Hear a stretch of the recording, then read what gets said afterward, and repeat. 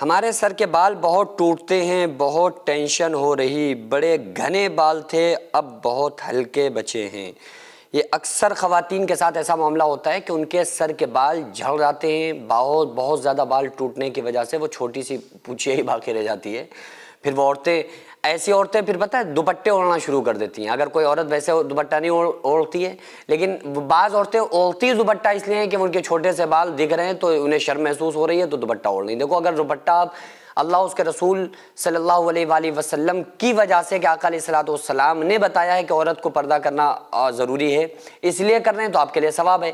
اور وہ بھی دوپٹہ بھی فیشن میں اوڑھ رہے ہیں کہ بھائی ہمارے بال نہ دکھیں کیونکہ چھوٹے سے بال ہیں اس لیے دوپٹہ اوڑھ رہے ہیں، تو دوپٹہ اوڑھنے کا مطلب کیا رہ گیا؟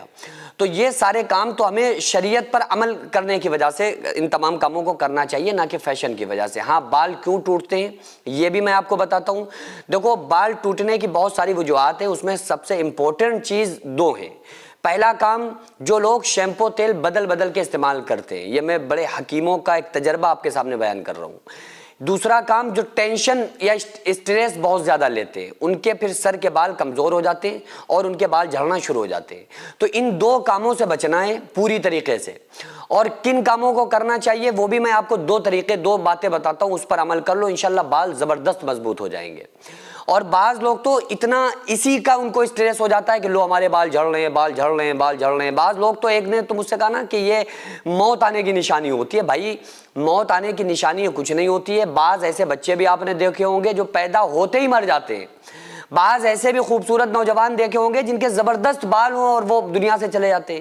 تو وما تدری نفس ماذا تکسب غدا، کل کیا ہونے والا ہے کوئی نہیں جانتا۔ وما تدری نفس بأی ارض تموت، کون کب کہاں کیسے مرے گا اللہ کے علاوہ کوئی نہیں جانتا ہے۔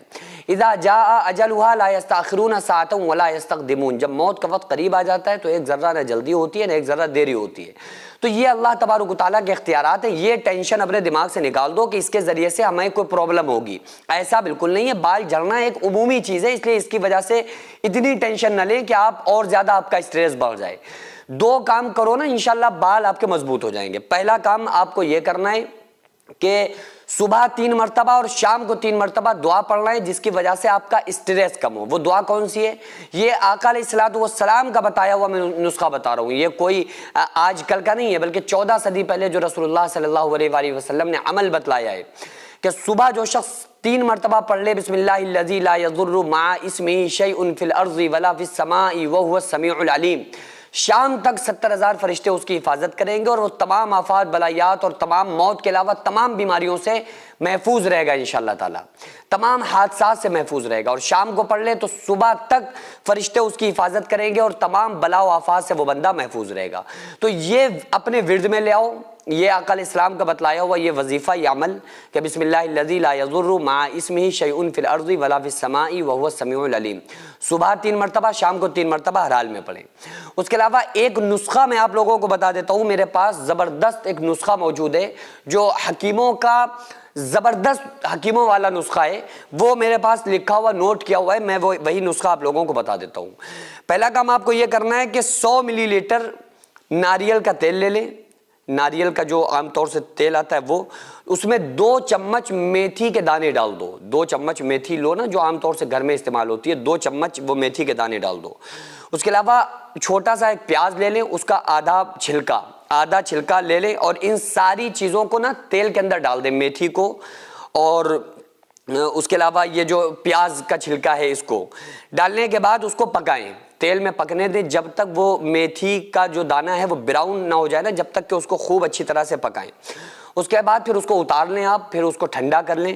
ٹھنڈا کرنے کے بعد اس کو چھان لیں، اس کا تیل جو ہے نا چھان لیں اور تیل اس کو کسی بوتل وغیرہ میں پیک کر کے رکھ لیں۔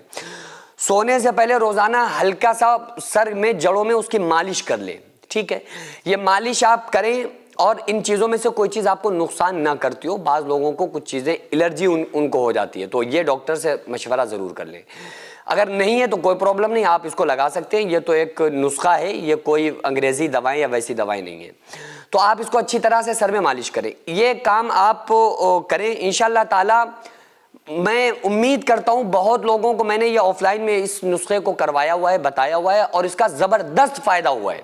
تو آپ لوگ انشاءاللہ کریں گے نا تو بال بھی مضبوط ہو جائیں گے، بال گھنے ہو جائیں گے، تو یہ ٹینشن ہی پھر انشاءاللہ تعالیٰ عورتوں کی ختم ہو جائے گی۔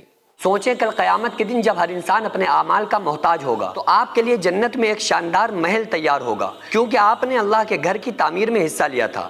یہ مسجد اور مدرسہ صدیوں تک عبادت، قرآن، آذان اور علم کا مرکز بنے گا۔ وہ ہر سجدہ، ہر تلاوت، ہر دعا آپ کے لیے صدقہ جاریہ بنے گی۔